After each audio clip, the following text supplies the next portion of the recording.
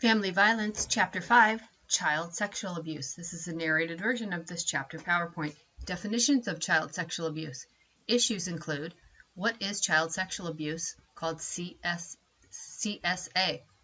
Issues related to defining sexual abuse include non-contact CSA, intention of the perpetrator, exertion of power or control over the child victim, age differences between the perpetrator and victim, types of abuse, cluster of definitions, impact of definitions, and cultural context. Prevalence of child sexual abuse. Issues include disclosure variability, including accuracy of records compiled by Child Protective Services, school-based CSA program and disclosure, medical personnel and disclosure. Memory issues, CSA and disclosure, include memory capacity, memory accuracy in the laboratory, memory accuracy in the real world, and victim fabrication of CSA.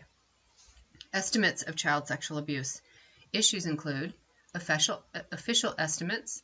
DHHS in 2008 identified 75,000 maltreated children. Department of Health and Human Services uses only records from Child Protective Services.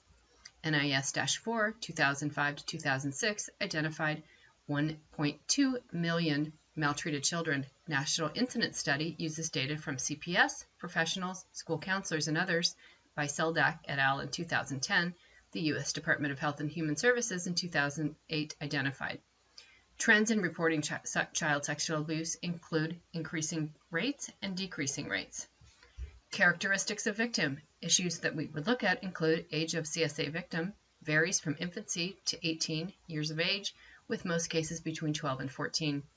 Gender of CSA victim, females are more likely to be victim. Race of CSA victims are heterogeneous. Socioeconomic status varies, but children in lower socioeconomic status are more vulnerable. Potential for self-blaming among CSA victims. Characteristics of child sexual abuse perpetrators. Issues including non-traditional parenting. Age of perpetrator is often between 30 and 40 years. A significant number are under 18 years of age. Gender of perpetrators are likely to be males at 93%, with females at 7%. Female sexual abuse perpetrators. Race of perpetrators are heterogeneous, and socioeconomic status would be an issue we would look at. Dynamics and consequences associated with child sexual abuse. Issues include dynamics of child sexual abuse, including severity of abuse, initiation of abuse, grooming, and online molesters.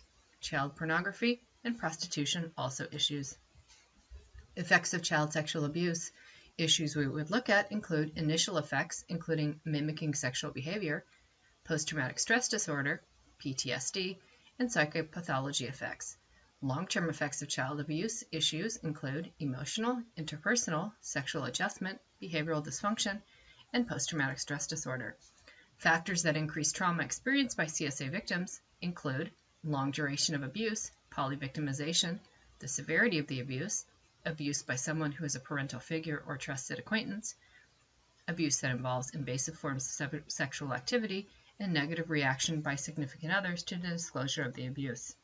Explaining child sexual abuse issues that we would look at include risk factors associated with child sexual abuse, explaining CSA with a focus on the victim, and explaining CSA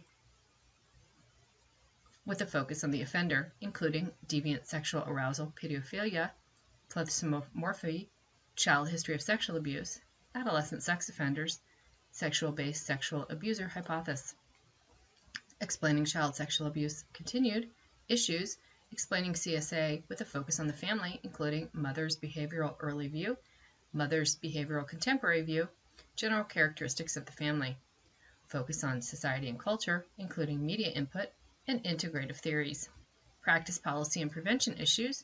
Practice treatment issues include countertransference, a victim's sexualized behavior, recollecting one's victimization, and therapist susceptibility to vicarious traumatization. Therapy for CSA survivors, treatment for offenders. Types of treatment can include medical approaches, insight therapies, family system approaches, cognitive-based techniques.